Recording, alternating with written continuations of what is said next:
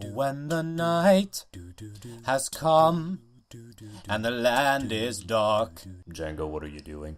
and the moon is the only light we'll see. Django, what are you actually doing right now? No, I won't be afraid. Oh, I won't be afraid. Just as long as you'll stand by me. Django, what the fuck? So darling, darling, stand by me.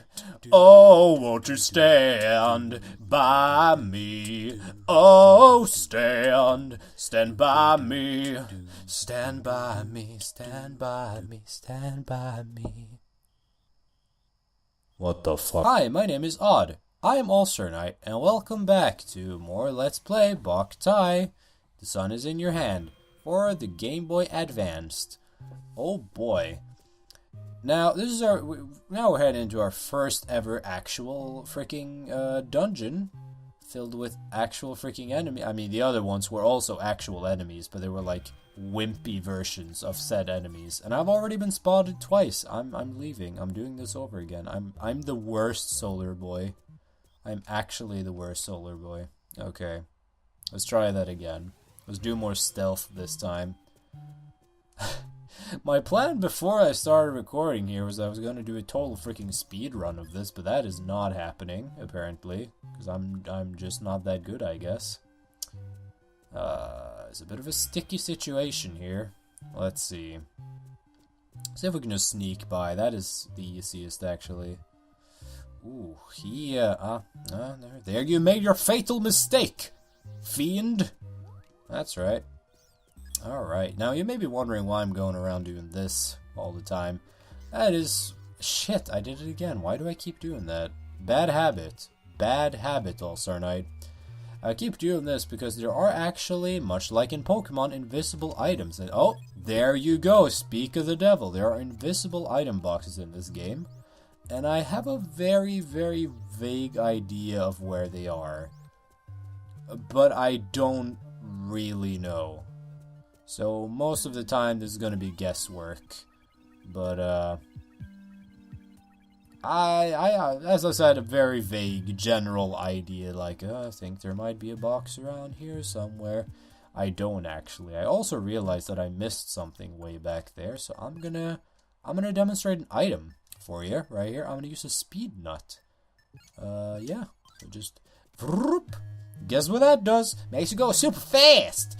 Ba ba ba ba ba ba ba ba ba ba ba ba ba. Oh shit. Well, going fast ain't gonna help me now, is it? As you see, items like these, of course, aren't permanent, but you know, they do. Well, bet there's a secret item over here. No? Seem too symmetrical, I guess, to be true. Items like this do have, like, as you can see, a bit of a timer on them, so that just ran out. Now I ain't going fast no more. But, you know, it was the little yellow line up in the left-hand corner there, right under the life bar, which is very small now that I look at it, considering what I'm used to, I guess. Wait, was there an enemy over there? No. It's probably just like one of those green shards, I guess. So, the chests aren't color-coded for nothing, so green chests are chests you definitely want to pick up. They usually contain, like, gun frames. Ah, damn it, are you kidding me? Okay, here's your first instance of chlorophyllune attacks. That's freaking amazing. I'm the worst at this game. So that's what happens when they spot you. They go and they set their heads on fire and go insane, and then they start spitting fireballs at you. And they are very annoying. So you know they don't do that much damage, but they're just a nuisance. Also, we got this cock tease of an item, which is just collect them all, and what happens? You'll get like a. It's like in Pokemon. You'll just get like a. What's it called? A certificate from Professor Oak. Like, you did it. You collected all the silver coins. That's all you're getting, though. Oh shit, we got a new gun frame. See, that's what I'm talking about with these green crates. Now, I can't tell you at the moment what the silver coins do. If you do collect them all, I think it unlocks, like, the sound test function or something. Which is quite unimpressive considering there are a lot of silver coins. But anyway, moving on, we do now have the axle, it's not stun frame, but the axle gun frame. It fires in rotation. So let's give it a test on those zombies over here. This box. Let's see.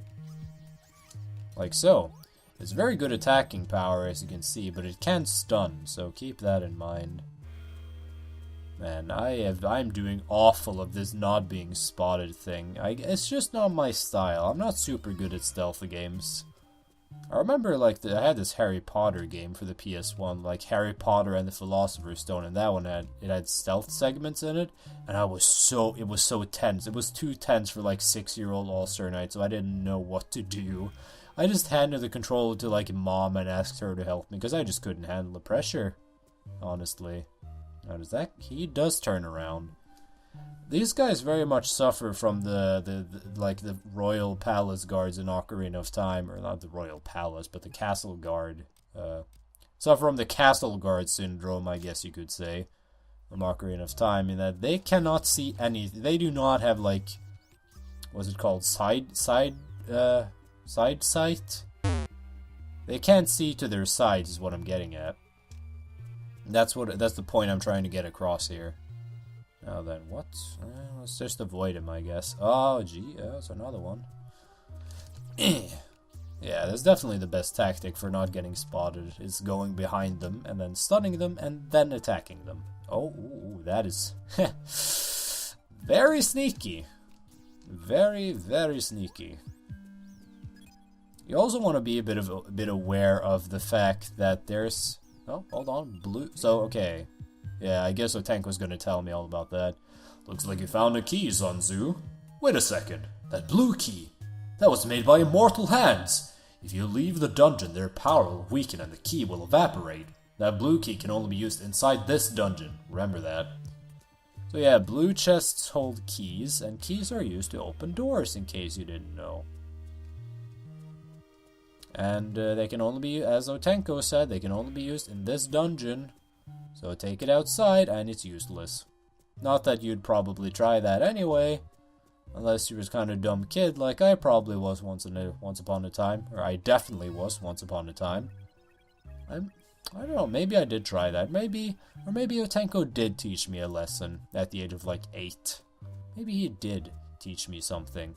I don't know. What I do know is that there's a sneaky little shit over there, and I don't much appreciate that.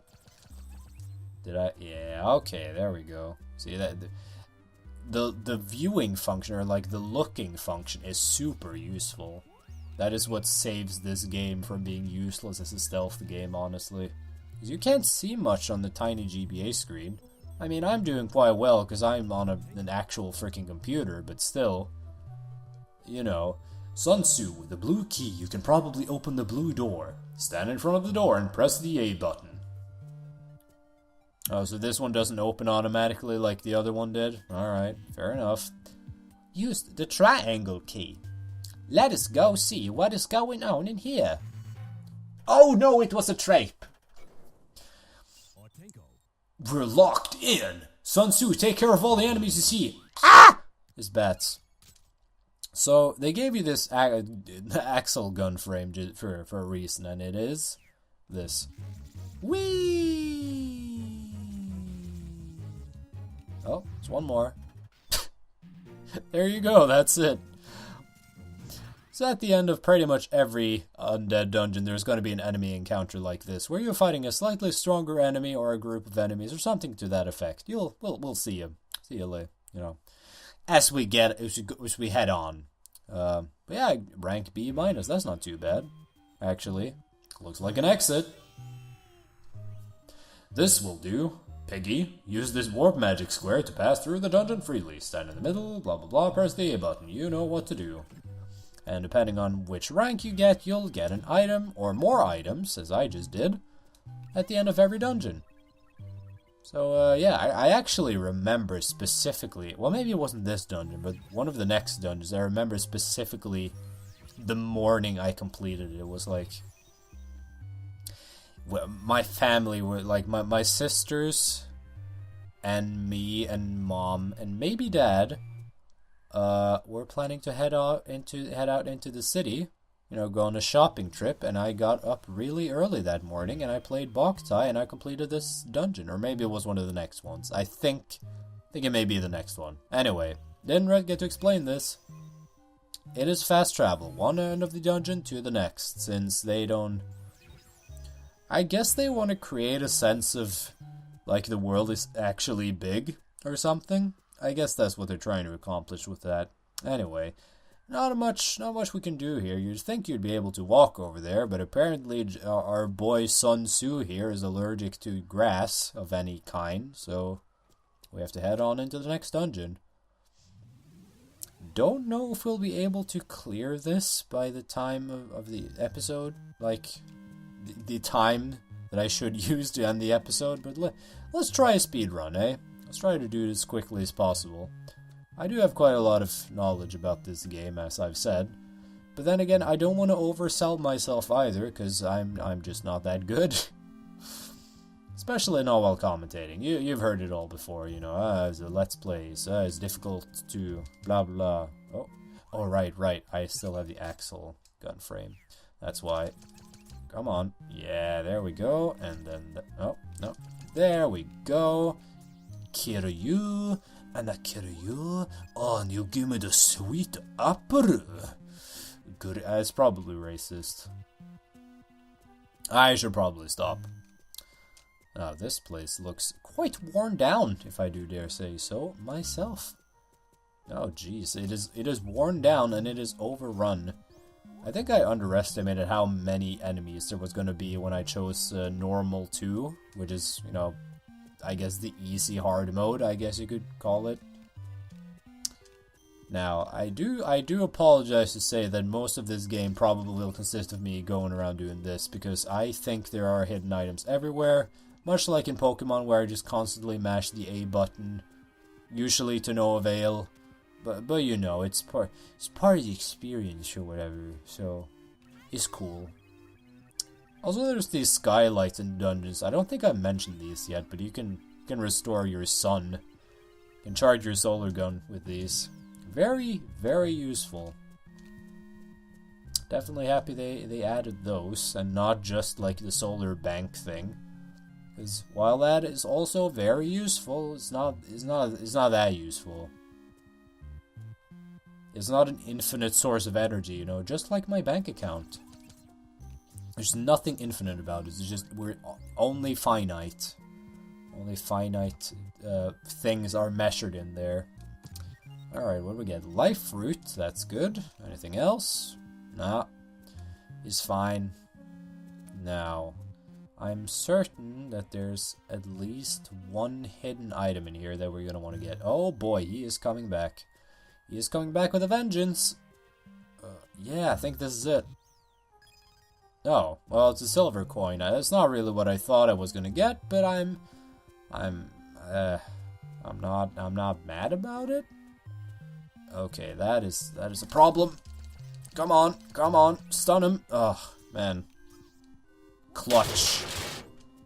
That's all I have to say about that. Oh, Tenko. This wooden box is in the way. You played video games before, Zunzu. Yeah. This is the game that I always talk about when I find block puzzles in other games, because there are a lot of block puzzles in this game. So whenever I need to prove my credibility as a hashtag hardcore gamer girl, boy, I just say, oh man, ain't no block puzzles a worry for me, because I've played Boktai and completed it. Yes, I have actually completed it. I know, I'm such a badass. Watch out for me. This is the problem. This is where a grenade would come in handy. Let's try doing something tricky here. Okay, they're all coming that way. Good, so now I should be able to do a bit of sneaky backstabbing. Yeah, that was a clean sweep. That was the cleanest sweep. Call me the janitor, because I do the cleanest sweeps. I don't know if you've ever seen the movie Atlantis, like the Disney movie, or actually the sequel movie to Atlantis, which is just, honestly, just 3 TV show episodes put together into a quote-unquote movie. But the dynamite guy who's like, I don't know, Italian, has a quote in that, which was heavily used in the trailers. I think that's one of the first experiences I've had with one-liners.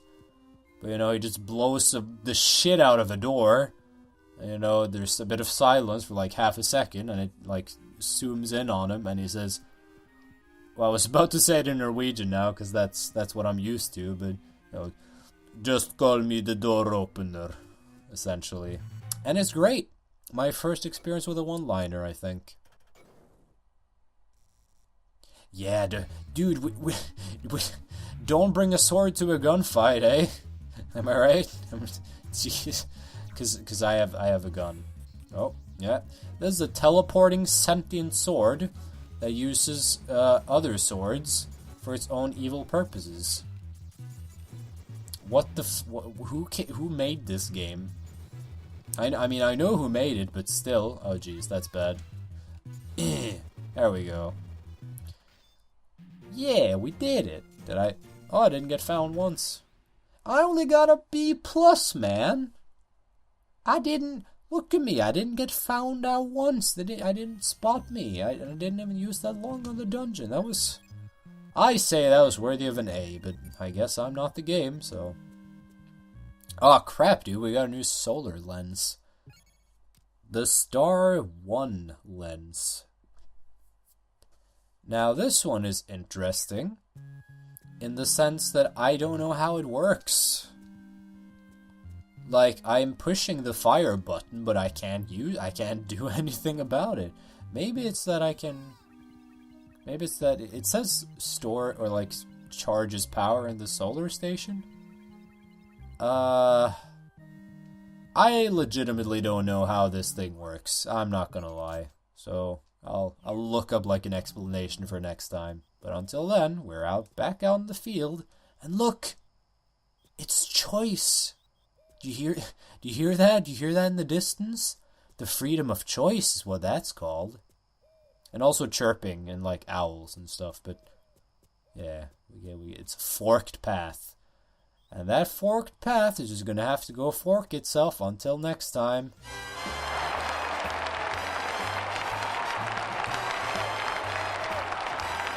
If you fire your gun at Otenko, he just grows. And then he shrinks again. I like this guy. I like this sentient sunflower mentor guy, dude. Next time on Let's Play Boktai, the sun is in your hand, we get the freedom of choice. So until next time, see you then. Goodbye. Ugh, man, what am I doing? I got work in like 10 hours, and I need to sleep because I'm going to work. I'm sitting up here playing Boktai like some kind of dingus.